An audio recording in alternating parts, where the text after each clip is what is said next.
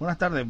Hoy nos toca hablar sobre el tema que en principio habíamos dicho que iba a ser el cuarto tema de la asignatura y he hecho algunas adaptaciones aprovechando el confinamiento para que encaje realmente en el segundo tema. ¿Vale? Añadiendo, sacando, extrayendo algunos conceptos que tenían que darse en otra parte de la asignatura, pues las hemos cambiado de sitio. De esta forma, este año sí seguiremos la guía docente tal y como la plantea el BOE que rige los estudios de logística. Perdonarme que me da aguas que llevo tantas horas de grabación porque intento grabar la asignatura desde ahora completa y he tenido que hacer arreglos para esto. Así que sí, comenzamos. El módulo de hoy habla de rutas marítimas, que son precisamente los caminos por donde el transporte marítimo se abre paso a través del mundo.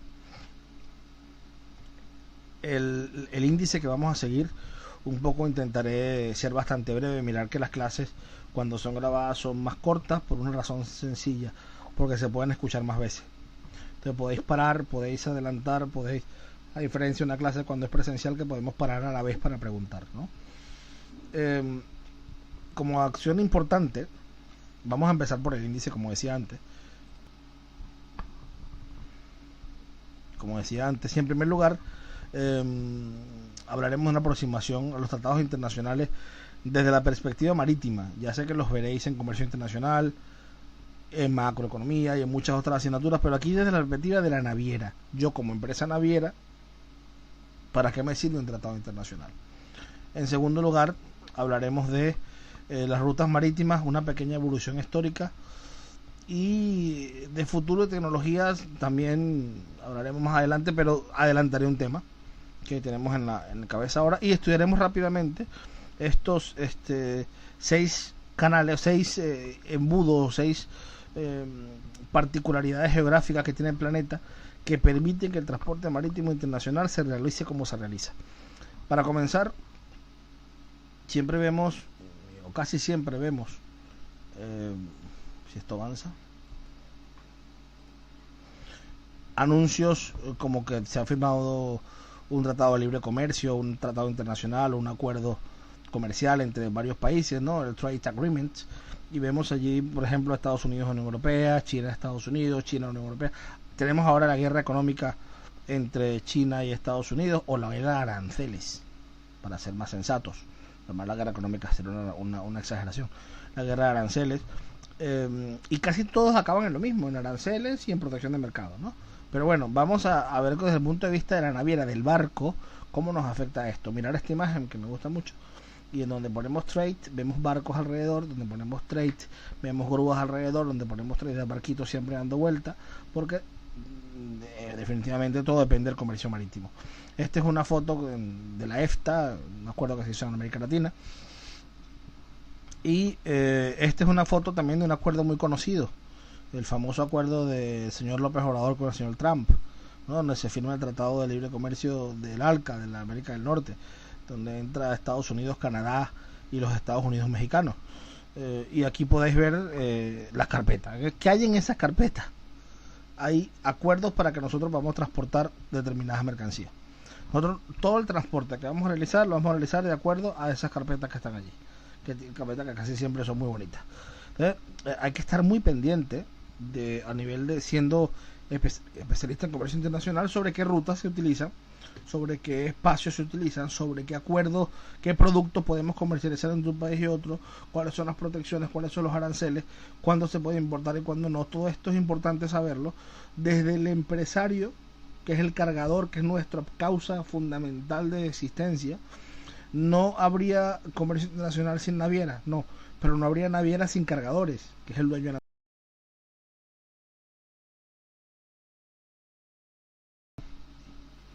Y estos acuerdos pues nos llevan casi siempre a tomar la decisión más correcta. Hay un resumen, después de mucho estudiarlo, todo el tema de los acuerdos internacionales, los agreements y todo el tema. Hay un resumen que me gusta mucho, que lo hizo el diario Expansión hace algunos años y utilizo mucho para explicar esto. Como no quiero, repito, ya lo veréis en Comercio Internacional en detalle, yo ahora simplemente os doy la perspectiva desde el punto de vista de la naviera. Algunos detalles de los tratados. A mí me gusta la imagen que está aquí abajo, que sale al lado de la mía. Sale un chico con o una chica o un chico, no se ve bien, con una caja y unas puertas, ¿no? Y ese chico es el emprendedor o es el dueño de una pyme o es el cargador, en todo caso, para nosotros. Ese chico está buscando a dónde exportar su producto, pero depende del acuerdo que cada puerta tenga, podrá exportar a una o a otra. Y eso es lo interesante de la imagen. Cómo sea cuál puede exportar. Hay que conocer los tratados, hay que conocer los acuerdos de libre comercio entre los países, ¿no? En 3 detalles muy rápidos. No existe ningún tratado mejor que el otro. Depende de qué sector te dedicas. Hay países que son más recomendables que otros, pero no existe mejor tratado que otro. Pese a las numerosas ventajas, hay que estar atentos a las barreras. Esto es muy importante. Barreras de protección encubierta. Y pongo el ejemplo de siempre. Imaginar que yo tengo una empresa en Tenerife y soy importador y quiero importar y tengo un montón de clientes y decido importar plátanos. O sea, ¿pensáis que va a ser fácil que aduana me permita importar plátanos a mí en Tenerife? Cuando la principal producto de exportación de las Islas Canarias es el plátano y el tomate, etcétera. O sea, aquí el mercado proteccionista me pone unos aranceles súper altos o me lo para, en muchos casos no lo prohíbe, pero los aranceles son impagables para evitar que yo importe eso. Pongo otro ejemplo. Yo soy usuario de Amazon de hace muchísimos años. Compraba ya en Amazon.com, en la época de navegación, me llegaban al barco los paquetes. Y llegaban a la oficina de Houston, porque no había el delivery de ahora, y de la oficina de Houston, cuando el barco pasaba por allí, te lo entregaban, ¿vale? Podés pasar un año para esperar una mercancía. Ahora no, ahora porque ahora pones en la dirección del continente y te llega, ¿no? Pero cuando me vine a vivir a Europa, compré en Amazon.com, me acuerdo que era una carcasa de móvil, me costó $26, ¿no? Era esta que separan, que tiene el trípode para pararse y sacar las fotos y tal. Y esta carcasa de móvil de $26 me cobraba un arancel de 60. Entonces me di cuenta de que allí hay una barrera de protección encubierta para que no compre de Estados Unidos cosas que las puedo comprar aquí, ¿no? Y eso pasa, ya nunca más compré así. Decidí, cuando vino Amazon.es, pues lo celebré muchísimo por eso. Luego la reducción de los aranceles, volvemos al punto, que como conecta con el anterior, me disminuye los procesos de fabricación. Si yo estoy fabricando y tengo que comprar materia prima, los aranceles también me benefician.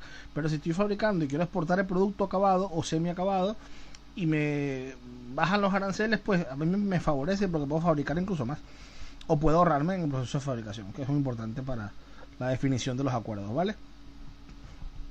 Un poco de historia, muy rápida. No quiero enrollaros con historia porque no vamos a ponernos como nostálgicos, ¿no? Aquí os enseño un catalejo para que tengáis idea desde cuándo comienza todo esto de la navegación.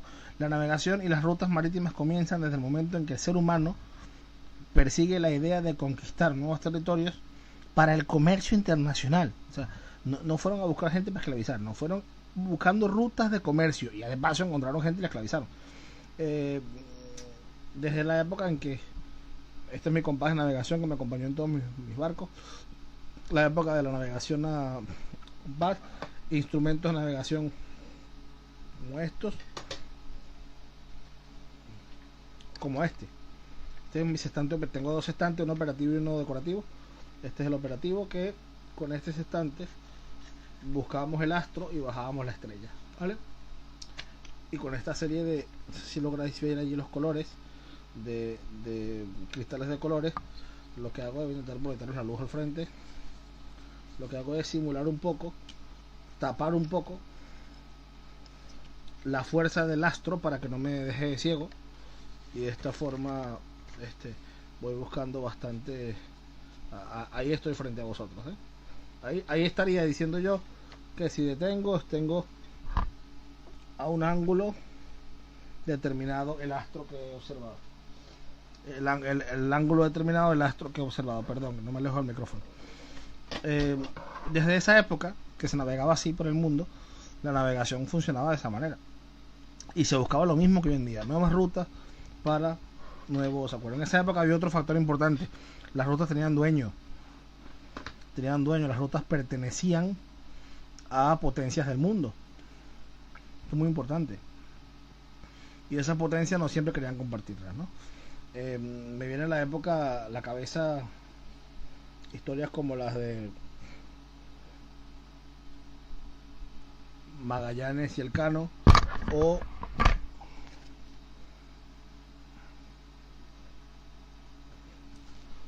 Urdaneta y Legazpi. Dos libros que recomiendo muchísimo, al igual que otro que tengo de piratas, corsarios y bucaneros, que lo veremos cuando veamos seguridad. Esta época de navegación se buscaban rutas para sortear los escollos, las dificultades que ponía el imperio enemigo, ¿no? En caso del imperio español buscaba que pasar por áreas donde no fuera de Portugal, y era un poco la competencia mundial. ¿Cómo llego yo a la India a buscar seda y a buscar especies sin pasar por territorio portugués, que me cobran aranceles? O sea, me cobran vacunas. Otra vez vamos al tema de los convenios internacionales desde esa época, ¿eh? No hemos cambiado mucho. Esto nos trajo una evolución impresionante a lo largo de la época de navegación. Ya todos estos artilugios son más nostálgicos que otra cosa. Sin embargo, ya, os lo digo por seguridad, se siguen utilizando en los barcos como en el primer día. Es obligatoria la utilización de dispositivos electrónicos de este tipo, para que lo sepáis. Hoy en día, con un dispositivo móvil, tenemos satélite conectado directamente a nosotros. Esto es un cambio brutal, ¿no? O sea, esto, imaginar, yo siempre digo que si a Magallanes o al Cano o al propio Colón le dan un GPS de los que tenemos hoy en día, es que este hombre ya nos prepara hasta el mercado petrolero. Pero no tenían estas herramientas, pero ojalá lo hubiesen tenido, ¿no? Entonces, ¿cuál es el futuro en este caso? ¿Cuál es la actualidad? La actualidad es que tenemos una serie de rutas marítimas establecidas por unos acuerdos internacionales y unos productos que moverán según qué sitio, que en la segunda parte de este tema veremos cómo se hace el marketing de esto y cómo se definen las rutas. Pero también tenemos en primer lugar unos embudos, unos escollos que hacen que las rutas sean más cortas o más largas, pero que a su vez están controlados por ciertas potencias, que son los canales y los estrechos, ¿vale? Entonces hablaremos de ellos hoy. Esa es la actualidad. Y el futuro pasa por dos cosas. Bueno, ya no tan futuro. El deshielo de los polos hace que la navegación polar ya sea una realidad. Se la están peleando potencias como África y Estados Unidos. Esto es una realidad. Y la navegación sin tripulación, los buques autónomos, también son una realidad. Con lo cual estamos ante un cambio de tecnología, pero también a nivel geográfico y a nivel internacional. Y esto tenemos que tenerlo muy en cuenta. Nos va a afectar en mucho, nos va a cambiar mucho la configuración geoestratégica. En la medida que no exista hielo en los polos, si es que esto ocurre, que es bastante probable, el comercio marítimo cambiará totalmente las rutas que tenemos actualmente dispuestas, ¿vale? Aquí vemos un ejemplo de los principales puertos de contenedores del mundo en el año 2015. Quise coger este año que fue puntero luego de la crisis del 2007-2008 y luego del repunte que ahora caerá por el COVID. Entonces he decidido cogerlo hasta aquí, ¿vale? Para poder apreciar luego lo que nos viene. Pero aquí vemos que los principales puertos del mundo, en este caso de contenedores, están localizados en su mayoría entre Asia y Europa. Mirar que de la parte americana solamente hay el número 18 en Los Ángeles, ¿verdad? Y no hay más grandes puertos del mundo para la parte americana. Aquí hablamos que el comercio de este tipo de mercancías, sobre todo, mirar el norte de Europa, es tanta la diferencia con el sur de Europa que ni salimos entre los números, ¿no? Y luego Asia, que bueno, China tiene la preponderancia mundial, se nota por desbancada, sigue siendo así. Singapur también tiene un gran número, siendo una isla tan pequeña, tan particular, tiene unos números impresionantes, con lo cual la competencia entre Shanghái y Singapur seguirá siendo eterna. Y luego tenemos otros puertos como Pekín, como Xiaohudao, etcétera, que van peleando también por esa preponderancia, ¿no? Pero bueno, Shanghái y Singapur siguen a la cabeza de todo. Para llegar a estos sitios hay rutas, y para llegar a esa ruta hay productos, porque los productos son los que abren el mercado, ¿no? Que es lo que queremos llegar. Y dentro de esos escollos que hablé antes, el primero de todos es el canal de Corinto. A mí me encantan estas imágenes porque el canal de Corinto es un canal muy utilizado para el turismo. Es cierto, es un canal proyectado muchos siglos antes de Cristo. Ahora veremos, creo que 4 o 7 siglos antes de Cristo. Es un canal que está en el Peloponeso, y esto es un dato importante, ¿no? Porque cuando se le puso el nombre no existía el canal, pero para ponerle el nombre era necesario que hubiese un canal. Mirar bien cómo se configura. Su nombre viene del héroe mitológico griego Pélope, como ya todos lo sabéis seguro, sois todos lectores de Peloponeso, no tengo dudas de eso. Y él supuestamente conquista la región, ¿no? Si buscamos la etimología de la palabra Peloponeso, significa isla de Pélope, o sea, la isla del señor conquistador. Que a pesar de que no era una isla, o sea, Peloponeso, isla de Pélope, no era una isla. Y su isla pasó a ser una isla realmente cuando se abre el canal de Corinto en 1893, o sea, muchos siglos después. Era como el cuento del pueblo de las tres mentiras, ¿no? Villanueva de las Torres, que no era ni villa ni nueva ni tenía torres, ¿no? Entonces aquí pasa igual, ¿no? Era una isla que se proyectó con ese nombre desde la época del señor Pélope, porque ya pensaban que era posible convertirse en una isla. Es interesante. A nivel de proyección histórica y comercial es interesante. El canal de Corinto lo veis aquí. También hay un buque aquí de mercancía general pasando. Es de una gran vía de agua artificial. Un golfo de Corinto con el mar Egeo por el istmo de Corinto. Solo mide 6.3 kilómetros, pero ya vais a ver lo que salva. Lo importante de un canal no es lo que mide, sino lo que evita circular, ¿ok? Él mide 6.3 kilómetros. Se construye en 1881-93. Un húngaro lo construye con proyectos de Lesseps, pero el proyecto de Lesseps recogía los trazados de Nerón, o sea, toda la antigüedad de esto, se inaugura en 1893, ¿vale? Evita, dije antes, mide 6.3 kilómetros, cuidado con lo que ahorra navegar 400 kilómetros alrededor de la península del Peloponeso, ¿vale? No tiene grandes buques de gran calado, barcos de gran tamaño, buques de gran calado, que es el nombre correcto, porque solo tiene 21 metros de manga, de ancho, y 8 de calado o profundidad, con lo cual no pasan tantos barcos grandes, pero sí pasan, mirar el número por favor, 11.000 barcos al año, la mayoría en rutas turísticas. No es poco, 11.000 barcos al año no es poco. Siempre digo, ponlo frente al puerto de Barcelona a ver cuántos países caben, ¿no? Aunque el proyecto no se concreta hasta el siglo XIX, la idea era desde el siglo 7 antes de Cristo, cuando un tirano llamado Periandro de Corintio hizo como unas especies de pasarelas alrededor de la ruta donde fue luego el canal, que le llamaban, si no me equivoco, diolcos, si se llamaban diolcos, ¿vale? Y estos caminos todavía se ven, todavía existen. Yo he estado en la zona y cuando vas pasando el canal o cuando pasas por encima del canal que hace el recorrido turístico, ves que están los diolcos todavía, que son las piedras con las que marcaban el camino del canal, ¿vale? Que luego fue allí donde hicieron el canal. Esta república, en los últimos años, la República Romana, Julio César vio ventajas en la construcción del canal para la formada colonia de Laus Iulia Corinthiensis. En el 67 después de Cristo es que Nerón hace los primeros trabajos. Entonces aquí dice que Nerón ordena que se excave nuevamente, encomendarle el trabajo a 6.000 esclavos, ¿vale? Nerón murió un año después, ya sabéis que Nerón cómo murió, del comienzo de sus obras, y su sucesor Galba, emperador Galba, cancela el proyecto considerándolo muy costoso. Pero el trazado de Nerón es el que hace Turk luego con los diseños de Lesseps. Interesante, ¿no? Esto es una de las cosas que de la historia marítima son más interesantes. Y repito, 6.3 kilómetros que ahorran 400. Pensar en combustible, pensar en tiempo, pensar en tripulación, pensar en costes, ¿vale? Ir pensando que por esto las navieras usan estos pasos. Esta es una imagen del canal de Corinto en vista aérea que me gusta muchísimo, porque nos muestra la rectitud del mismo, ¿no? Y la península que ahorra dar la vuelta, como decíamos antes en la diapositiva anterior. Es una parte de Grecia importantísima, y ya habéis visto el volumen de mercancía que transporta, ¿no? Siguiendo con otro canal, vamos al canal de Kiel. Este está al norte de Alemania y comunica, de hecho, salva un poco lo que es la península de Jutlandia. Ya veremos ahora dónde está, ¿vale? Mirar bien aquí donde está Brosbottel, perdonad mi alemán, y Kiel, y este canal hace esta ruta salvando toda esta península. Aquí vamos a entender por qué la importancia de estos canales. Es uno de los mejores ejemplos que tenemos para explicarlo. Un canal no solamente busca salvar tiempo, como puede parecer en este caso al no rodear la península, sino que también tiene la prioridad de mejorar la seguridad. En este caso, esta zona del norte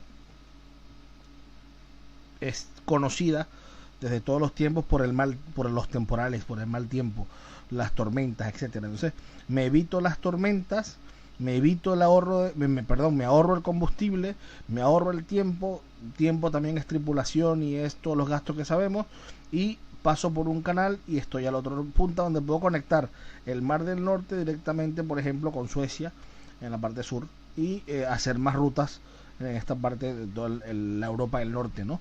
Es muy importante este canal, menos conocido. Fijaros que hablamos siempre voy a repetirlo, Suez y Panamá, y tenemos muchos canales que son muchas veces tan importantes o más que ellos, ¿vale? Ahora veremos números y nos impresionará un poco, ¿vale? Este es un poco el plano del canal de Kiel, de Moosbrugge a Kiel, aquí, como lo pone aquí en la descripción. Dice que mide 98 kilómetros, cuidado con esto, no es corto, es bastante largo. Pensar que Barcelona a Tarragona son 100 kilómetros, es un canal de 98 kilómetros. Comunica el mar Báltico en Kiel con el Mar del Norte, en Moosbrugge, atravesando el Estado Federado, eso que le dice allí, en Alemania, ¿vale? Tiene 250 millas náuticas, que en terrícola serían 460 kilómetros. Y se utiliza este canal para bordear la península, efectivamente. Aquí vienen los datos más importantes y los pongo en negrita, no solo para de cara al examen, sino para que reflexionemos sobre este dato. Este dato fue sacado en 2007, que fue cuando empezaba a caer el tráfico mundial. O sea, era una situación óptima, parecida a la que estamos ahora. En ese año cruzaron por ese canal 43.000 barcos, ¿vale? Sin contar las pequeñas embarcaciones. Eso quiere decir que si contamos las pequeñas llegamos a entre 45 y 50.000 barcos, convirtiendo este canal, escucharlo bien, en la vía marítima artificial más utilizada del mundo. Y siempre nombramos otra vez, repito, Panamá, Suez, y mirar que el canal de Kiel ha sido la ruta en el mundo más utilizada. Tiene sentido comparado con lo que vimos en los puertos de contenedores al principio, que eran los de Norte de Europa, son los que tienen la preponderancia a nivel europeo. Entonces, ¿coinciden los números? Sí, nos dan la razón en ese sentido. Y también coincide con lo poco conocido que es el negocio marítimo a nivel de la sociedad en la que nos encontramos y la sociedad mundial en general. Te habla del canal más grande del mundo y más transitado para más cuidado. Sí puede ser el más grande, la obra civil faraónica más grande de estos tiempos puede serlo, y lo sigue siendo con la ampliación actual, pero no estamos hablando del tráfico que hubo, por ejemplo, en este momento, ¿vale? Está compuesto por una vía de agua de, ya lo dije antes, casi 100 kilómetros.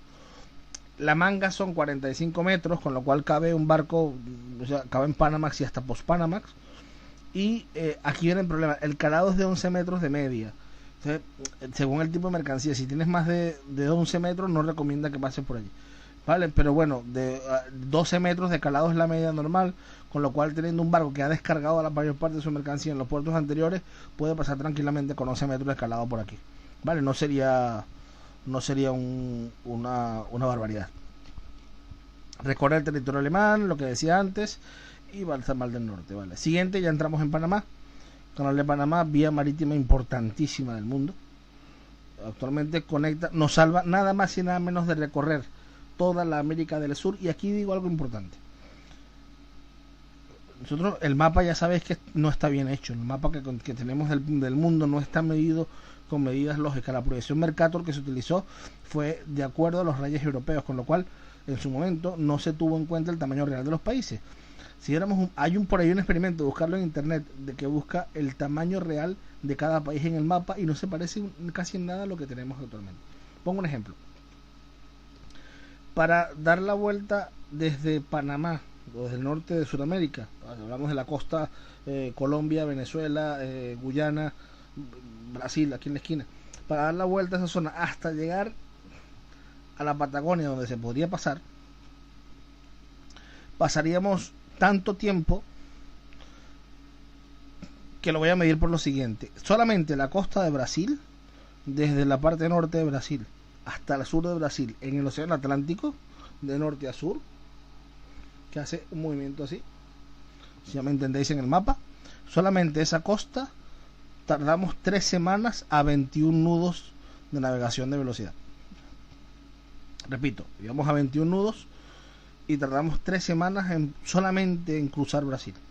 Imaginar cruzar todo el continente, ¿vale? Los países, los tamaños de los territorios en América Latina o en América del Sur sobre todo son tan grandes que la salvación del canal de Panamá ha sido prácticamente el milagro más grande de la navegación mundial, ¿no? Podríamos decirlo, para los navegantes de su época. Ellos tardamos en pasar, ponte 12 a 24 horas según la espera que tengas en Panamá, y cambia eso por casi 2 meses de navegación, 2 o 3 meses de navegación, dependiendo si ibas a vela o ibas a vapor o a lo que ibas. Entonces, el cambio y el beneficio económico, y aparte las tormentas y mareas del sur de Cabo de Hornos, ¿no? Con lo cual nos salva muchísimo más de lo que tenemos prácticamente conocido, ¿no? Y se nos dice, este canal se inaugura el 15 de agosto de 1914, 100 años después se hace la ampliación, que es la ampliación de hace poco, 2016, sale la publicación de la ampliación. En el 2012 los países que más utilizaron el canal fueron Estados Unidos, China, Chile, Japón y Corea del Sur. Y aquí fijaros que se cuela Chile, porque tiene una empresa muy grande que se llama Compañía Sudamericana de Vapores, CESAF, que tiene sede en Barcelona, consignataria, es armador, pero también tiene su propia consignataria, que hace también esta ruta y que comunica a la América Atlántica con la América Pacífica, y hay tráficos de un lado a otro del continente, con lo cual siempre depende del canal, hace un tráfico permanente de navegación regular en la zona, ¿no? Todo esto antes de que se descubriera por el señor Magallanes, que ya lo enseñaba antes en el libro que os enseñé, antes de que se descubriera por el señor Magallanes, había que pasar por el Cabo de Hornos, ¿no? Y esto era, bueno, tormentas. Si queréis, yo recomiendo mucho la película del Kon-Tiki, buscarla si queréis verla un día por divertiros, la aventura del Kon-Tiki, para que realmente veáis las dificultades de navegación en el sur de esta zona, ¿vale? Ahí me dice Canal de Panamá, legalmente, y lo aclaro, legalmente el Canal de Panamá comunica a el Pacífico con el Mar Caribe, ¿vale? Océano Pacífico con Mar Caribe. Fijaros que no dice, ya lo veremos, no dice Atlántico, dice Mar Caribe. Y luego, ¿el Mar Caribe está en el Atlántico? Sí, pero la zona donde limita se llama Mar Caribe, ¿vale? Que nos quede claro esto a nivel legal. A nivel geográfico, por supuesto, sabemos que es con el Mar Caribe y con el Océano Atlántico a la vez, pero a nivel legal está estipulado de tal manera, ¿vale? Aquí tenemos todo el tráfico. Y aquí abajo veo una imagen que estoy señalando con el ratón. Aquí se ve mejor, que es el corte de Culebra. Esto es una montaña que se cortó, se talló, se cortó completamente para que pudieran pasar los barcos por aquí. Se está cortada de canto, ¿vale? Y se ve mucho, no pasa por ahí, impresiona bastante el corte de Culebra. Esta zona del medio, que se llama el lago Gatún, es una zona donde podéis ver que pone 26 metros de profundidad. Ahí había un pueblo que se llamaba Los Pueblos de Gatún. Hay una película y hay un libro también que se llama Los Pueblos Perdidos de Gatún, que es muy interesante porque explica a la gente que se le expropió la residencia, la vivienda, y se hundió el pueblo, se dinamitó una parte y otra simplemente se inundó, como pasó con muchos pantanos en la época de la corrupción de los pantanos en España, que ahora cuando se secan se ven las ciudades y las iglesias, tal cual pasó en estos pueblos. Había que hacerlo para poder hacer el canal, ¿no? Entonces aquí hay varias esclusas, ya veremos una foto de ellas, y el paso entre canales. Ya lo usaban en el siglo XV, esto está documentado, los nativos, los aborígenes latinoamericanos, también conocidos como indígenas en la zona y tal, ellos ya lo usaban en esa época en pequeños tramos. No tenía conexión completa por este corte de Culebra que se hizo después con una montaña, pero podían hacer navegación hasta un punto, caminar a otro punto y desde otro punto conectar con el otro océano. O sea, ya era utilizado y fue la ruta que, de hecho, pensar cuando se hizo el proyecto, no fue la única ruta que se estudió. Se estudiaron varias rutas, entre ellas, por ejemplo, el Canal de Panamá, que fue la que gana, pero ese Canal de Panamá competía con la ruta de Nicaragua. Nicaragua también tenía una zona para hacer un canal. Hubo una campaña de marketing importante de parte de Panamá. Hubo unos estudios también geológicos que dejaron entender que había una zona volcánica en Nicaragua que era peligrosa para los fines comerciales que se pretendían del canal. Y al final se decantó todo por Panamá, ¿no? Y ahí está el canal histórico. La principal razón por la que el canal de Panamá está en Panamá es por el índice pluviométrico anual, es decir, la cantidad de lluvia que cae en un año. Y es el país, prácticamente es la zona del mundo donde más llueve. Ellos tienen lluvia, y no os miento, yo que he trabajado mucho y sigo trabajando mucho con universidades de Panamá. en intercambios, en acuerdos, en congresos. Ahora tenemos un webinario esta semana, pero tenemos congresos de transporte marítimo cada rato. Compañeros de investigación míos están en Panamá, un grupo, una asociación portuaria también, y dentro de muchos estudios que hemos hecho en transporte marítimo de corta distancia desde Panamá con Centroamérica, una asociación que se llama COCA-TRAM, un nombre raro, pero es la Cámara Centroamericana de Transporte Marítimo. Una de las cosas que encontrábamos era que llovía más o menos de 3 a 5 de la tarde, entonces más o menos de 2 a 5 de la tarde, perdón. A esa hora intentábamos estar siempre reunidos y no en la calle para no mojarnos. Y luego, como a golpe de 6 salía el sol, pero como si no hubiese llovido en la vida, y ya tenías una horita más así para estar con luz por la calle, ¿no? Pero les prometo que, no sé si a veces alguno de vosotros ha estado, si lo ha estado lo sabe, la cantidad de lluvia que cae allí llena los lagos, que son los que suministran agua. Recordad que el agua Canal de Panamá para los barcos viene de los lagos. Esa agua no es agua salada, es agua salobre, agua dulce de lluvia el lago con un poco de sal que se mezcla del mar, y esta agua es la que se inunda dentro de las esclusas y los barcos lo utilizan para subir y bajar de nivel. ¿Qué problema tiene esta construcción? Que todas esas toneladas de agua, miles de toneladas de agua para levantar un barco, un portacontenedores gigante, esas miles de toneladas, cuando el barco baja a la zona, por ejemplo, del mar, se vierten al mar y no se recuperan. No puede entrar luego agua de vuelta por las esclusas. Es un problema. El bombeo está hecho hacia el mar, no desde el mar. Para la ampliación se propuso un cambio ecológico y sostenible, y es que esa agua no se vierta toda, sino que parte de ella se almacena en unas piscinas, en unos tanques, para ser utilizados como agua de regadío de la ciudad, como agua de limpieza, sobre todo regadío con la lluvia que tienen, no creo que necesiten, pero agua de limpieza, agua para obra industrial, y que no usen agua potable para eso. Y realmente ha sido muy bien aceptado, aunque es muy poco porcentaje, ha sido muy bien aceptado por la comunidad ecológica de Centroamérica, ¿no?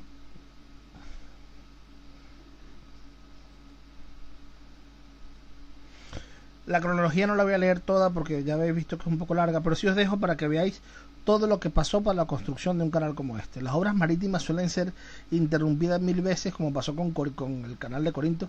Las obras marítimas pueden ser interrumpidas 1000 veces por 1000 catástrofes y guerras e historias, y este es un ejemplo de ello. En este canal murió mucha gente y no sería de justicia nombrar el canal sin nombrarlos, ¿no? Aquí murió gente de China, muchos chinos que fueron a la construcción del primer canal, que iban a hacer los chinos que no pudieron. Murió mucha gente de las Antillas, las islas antillanas holandesas que están en el Caribe. Murió mucha gente local, murió mucha gente de Estados Unidos, y murió mucha gente prácticamente de todo el mundo, porque se los comía la plaga, o sea, los mosquitos y los bichos tropicales que no estaban preparados para ello, y otros morían incluso por la humedad y por el calor. Ahora estamos viviendo una pandemia, pero ahí hubo una especie de epidemia de picadura de mosquitos, y de hecho, al entrar al canal tienen un museo dedicado precisamente a estas personas. Y en Panamá también impresiona que alrededor de las zonas del canal hay ciertos cementerios de diferentes naciones, o sea, cementerio chino, cementerio antillano, cementerio americano, precisamente por esta convivencia de gente que murió en esa época, ¿no? Entonces, un poco para que veamos cuánta gente trabajó para que nuestra carga mundial, cuando tú estés en una cocinataria, cuando yo estaba en una naviera, cuando tú estés ahora en una naviera, cuando tú marques un BL y diga vía Panamá, para que ese contenedor vaya por esa ruta, todo lo que ha pasado antes. Esa es un poco la intención también de este contenido en la asignatura, ¿vale? Tomar conciencia de eso. Estas son las esclusas antiguas. Estas son las torres. Bueno, aquí este es un centro de visita, de hecho, perdón, este de aquí. No, este es el centro de control, la visita está de este lado. Porque no puedes, aquí yo accedí, de hecho tengo fotos aquí. Se accede caminando por encima de la esclusa, y te queda un abismo de un lado, y del otro lado el mar, que si caes ahí no sabes qué pasa, ¿no? O el agua, mejor dicho, no es mar como dije antes. Y este es el centro de control, donde se hacía control manual. Hoy en día se hace todo por satélite y todo por robots, pero bueno, en esa época inicial se controlaba a mano desde aquí, toneladas, etc. En estos rieles hay unas locomotoras que fijan el barco a los lados, son unas pequeñas locomotoras, y esas pequeñas locomotoras es donde el barco va amarrado, o sea, el barco va amarrado en esas locomotoras para que no se vaya escore de un costado o de otro. Va flotando, pero lleva unas guías. Esas guías son esas locomotoras, y esas pequeñas locomotoras son las que llevan el barco hasta el final. ¿vale? Veis ahí compuertas, las compuertas que están aquí abren de esta forma, ¿vale? Abren de esta forma, ¿vale? Abren en forma de V. Las compuertas nuevas, ahora enseñaré fotos de la ampliación que saqué yo mismo cuando fui a una de las últimas veces que fue. Eso fue bastante allí. Y precisamente eran las compuertas. Uno de los cambios que nos impresionó es que el diseño no se parece en nada a estas. Las compuertas son un cierre perpendicular directo, ¿vale? Os voy a mostrar ahora un poco. Bueno, en 2006 se aprueba la ampliación.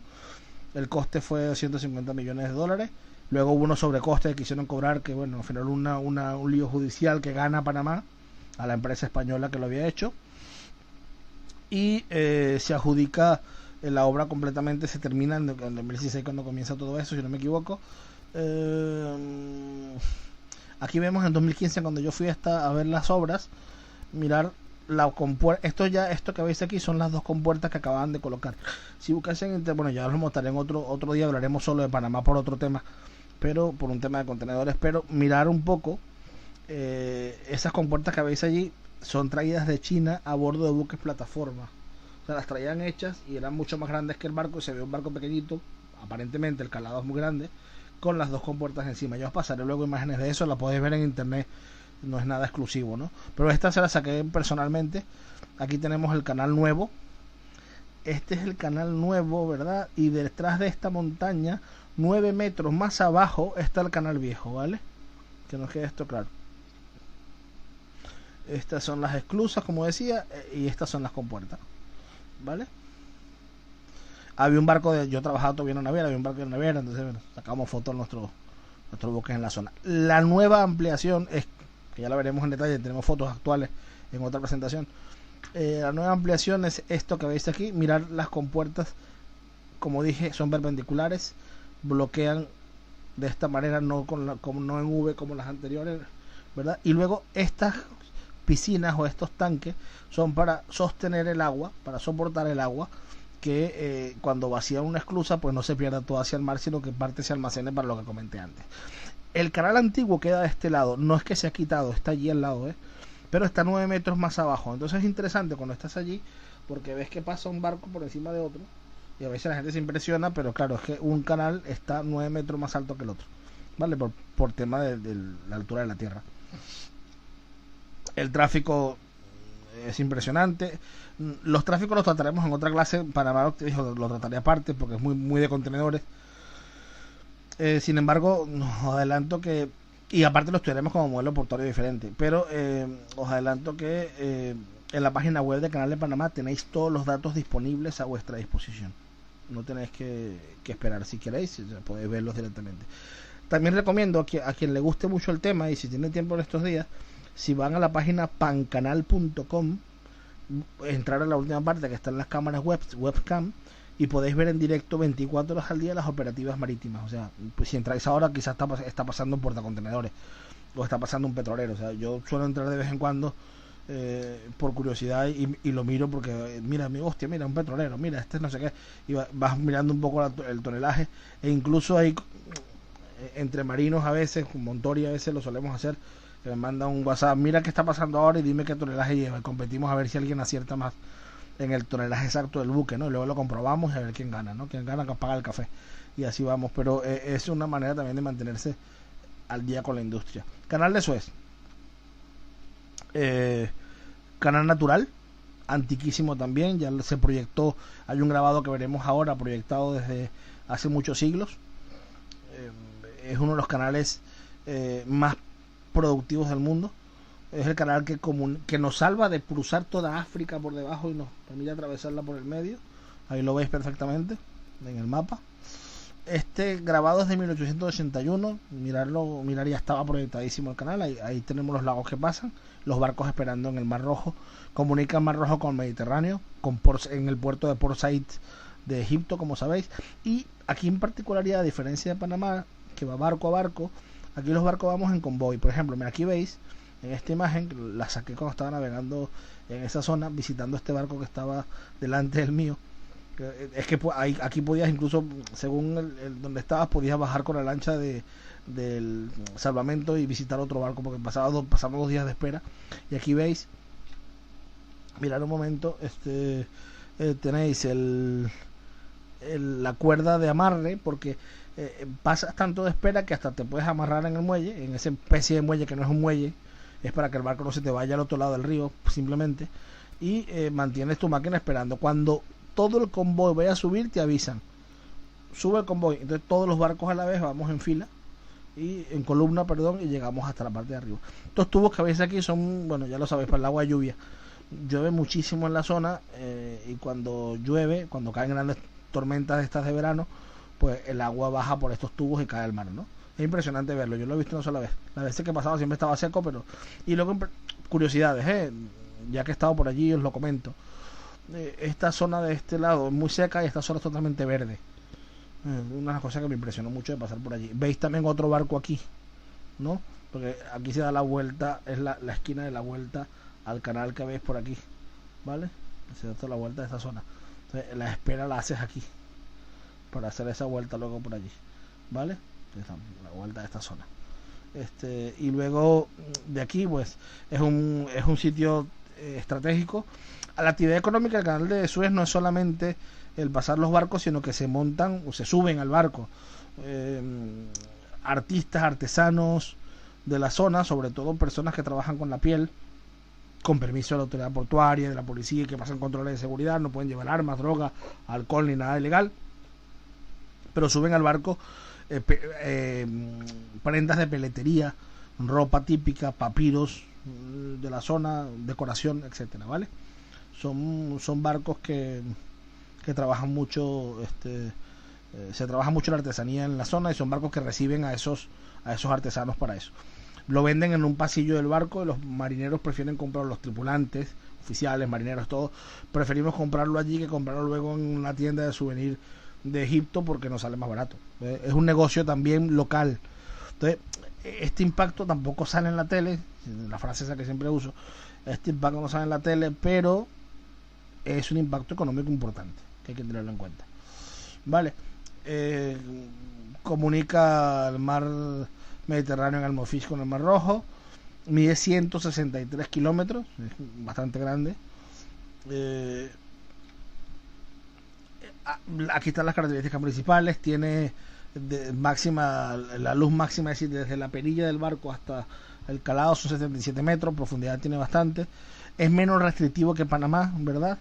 Y permite el paso de 20 metros de calado o 240.000 toneladas de peso muerto, con lo cual es mucho más abierto que Panamá antes de la ampliación. Cuidado que la competencia sigue por ahí, ¿no? Al ampliar el canal de Panamá, ampliamos. Una cosa que no dije de la ampliación, no más que llegué a este punto, la ampliación del canal de Panamá, el canal de Panamá se queda pequeño cuando nace, porque estaba proyectado para barcos de 14.000 teus, como barco muy grande en 2015. En 2015 los barcos tienen 18.000 teus y en 2020 tienen 20.000 teus, con lo cual el canal de Panamá, que sigue siendo útil a 14.000, se quedó pequeño. Razones lógicas, ¿vale? Ya lo hablaremos más adelante. Estrecho de Magallanes, esta foto la saqué yo de uno de los barcos que navegaba, de hecho, en 2007. Ahí tenéis el año y todo. El Estrecho de Magallanes tiene, o sea, una de las particularidades es que salva pasar por Cabo de Hornos, que todo es mala mar, ¿vale? Terrible. Aparte del frío, la visibilidad es cero. Cuando digo cero es que no ves a 1 metro de ti, ni medio metro, ¿vale? Todo está en niebla y hielo. Aquí hay varias entradas. Este canal lo descubre, como sabéis, la tripulación de Fernando de Magallanes, o Hernando, como le llaman los chilenos, o Magellan, como le llaman otros, el de Fernando de Magallanes, perchando. No sé si conocéis el concepto de perchar. Era una vara que se utiliza en Valencia, en la Albufera, y en varios lagos de Europa, pero en Valencia sobre todo es muy conocida, donde tú, en vez de remar, tocas el fondo y vas moviendo la barca, porque no puedes remar porque abajo hay mucha hierba de esta alta que se enredaría en el remo y perderías te caerías al agua. Entonces ese perchado se utilizó para ir entrando camino a camino, o sea, o ruta a ruta, hasta descubrir por dónde podía pasar el barco grande. Bajaban un barco pequeño que le llamaban falúa, un barco pequeño, un bote con 2 o 3 tripulantes, iban perchando, iban haciendo señas, y entonces en la medida que hacían señas y perchaban, el barco matriz, que donde iba a Magallanes, iba avanzando en su navegación, ¿vale? Esta es un poco la técnica utilizada, impresionante, que esta gente ya ha hecho eso a mano en esa época con el frío que hacía, yo creo que merecen todo el reconocimiento del mundo. Mirar que no era fácil porque hay muchas rutas intermedias, ¿vale? Se podían meter en cualquier sitio. Entonces fueron perchando una a una hasta que se abrieron camino en toda la ruta. Y mirar, al llegar aquí se encuentran con una montaña, entonces no pueden seguir, perchan hasta que logran salir por aquí. Entonces el estrecho es así, ¿vale? Entonces es complicado de navegar. En la época lo ilustraron de otras maneras, pero era así, ¿no? Pertenecen íntegramente, como digo aquí, desde el Tratado del 84 a Chile. No hay disputa al respecto. Y una cosa artesanal, cuando pasamos por allí, nos dan un diploma de exploradores del estrecho. A mí me lo dieron hace muchos años. Y es gracioso, es romántico. Pero bueno, te lo da la Autoridad Marítima Chilena, ¿vale? A través de su práctico. Este es el mapa original de la zona. Tábula magelánica era, ¿no? El portulano. Portulanos son cartas náuticas pequeñas del puerto donde vas a entrar. En lugar de una carta, esto era un poco una carta náutica de la zona, y luego habían portulanos de cada uno de los recovecos por donde pasaba el barco, ¿vale? Y se pensaba que lo que había debajo era esto, ¿no? Ya habéis visto que no era exactamente así, pero bueno, era como se dibujaba en la época. Y luego entramos en el canal de San Lorenzo. Otro canal importantísimo y tampoco conocido. Está en el norte de América, dentro de Estados Unidos, comunica con Canadá también, acá lo veréis. Y ese es conocido como St. Lawrence Seaway.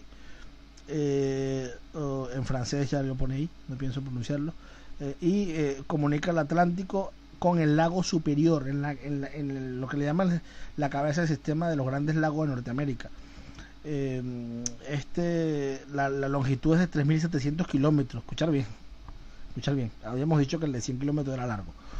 Este es de 3.700 kilómetros, ¿vale? Este canal, y se extiende desde Montreal al lago Erie, incluido el canal de Welland, y permite salvar las cataratas de Niágara, ¿vale? O sea, mirar, esto es en Canadá, mirar el tamaño de este lago impresionante, ¿no? Aquí tenemos los planos un poco, el río San Lorenzo y el canal de San Lorenzo completo, ¿vale? Ya para cerrar la clase de hoy de rutas y todo esto, sí quería mostraros un poco, que veáis en tiempo real, ahí lo veis en Marine Traffic, el tráfico marítimo en este momento que estamos viendo la clase, ¿vale? Yo creo que vosotros podéis acceder también a marinetraffic.com, y aquí veis los barcos por tipo de mercancía y todos los barcos que en el planeta se están moviendo en este preciso momento, ¿vale? Me encanta verlo porque creo que no somos conscientes al 100% de la cantidad de buques que movemos alrededor del planeta, incluso con nombres. Hacemos un poquito de, aquí vemos el Atlantic Silver que viene de Barcelona, etcétera. Estamos en época de pandemia, estamos confinados, la economía está parada, la marítima no. ¿Ha caído el tráfico? Por supuesto, y hay un plan de recuperación del tráfico marítimo, y los puertos van a invertir dinero en ayudar a las empresas afectadas, y por supuesto va a ser un impacto económico negativo, no podemos negar, sería engañarnos, faltaría más, pero mirar que la industria marítima esta vez no se ha paralizado, y de hecho me ha llegado hoy de la Organización Marítima Internacional una carta del secretario general de la IMO, donde nos dice a todos los marinos del mundo: no estáis solos, estamos muy preocupados porque siguen navegando con la pandemia, llegando a puertos, etcétera, y extreman las medidas de seguridad de los barcos a extremos que están intentando que lleguen incluso las pantallas. Ya usan mascarilla y guantes todos, pero están intentando que lleguen las pantallas completas para llegar a puerto, porque están en riesgo y vulnerabilidad, y si se infecta uno en un barco, se infectarán todos. Ya he visto casos de los cruceros. Los cruceros sí están parados, pero la mercancía no. Mirarlo alrededor del mundo, ¿vale? Voy a ver si logro mostraros una simulación que se hizo. Aquí está. Me gustó desde que la vi en 2012, Es una simulación que se hizo de todo el tráfico marítimo y de todas las líneas marítimas del mundo. Quiero que por un momento la veáis. Yo le voy a quitar el sonido porque no nos encorde un poco.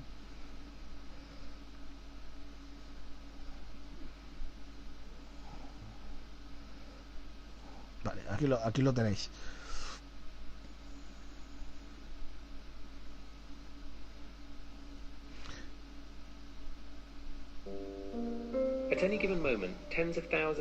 Esta es una simulación que tenéis aquí, que se hizo en 2012 de todo el tipo de mercancía mundial cómo se movía en el planeta, ¿vale? Yo aquí voy a poner barcos, rutas, barcos y mapa. Y puedo jugar un poco con lo que vemos. Las líneas blancas, como veis, son las rutas. Los puntitos amarillos, voy a jugar con los colores por tipo de buque. Y ahora lo veis las rutas por tipo de buque. Estas son las rutas de todo el año 2012, cómo se movieron. Abajo veis los meses. Una simulación que hicieron un grupo de investigación. Y esto pasa cada año, ¿eh? O sea, esto es cómo se movieron los barcos, cómo se mueve el tráfico marítimo mundial. Y es interesante que lo veáis porque en ello tomamos conciencia de el peso económico del transporte marítimo, coincidiendo con la primera clase, que era la maritimización de la economía. Ahora entraríamos en las rutas y mirar que una cosa lleva a la otra, ¿no? Mirar la cantidad de barcos que van pasando en todo el planeta. Y aquí arriba también tenéis, si queréis friquear un poco, yo lo pongo el link en la presentación para que entréis. Lo pongo en el Moodle, perdón. Aquí arriba tenéis por tipo de tráfico, ¿vale? Y por tipo de tráfico ves que va cambiando y se va evolucionando impresionantemente.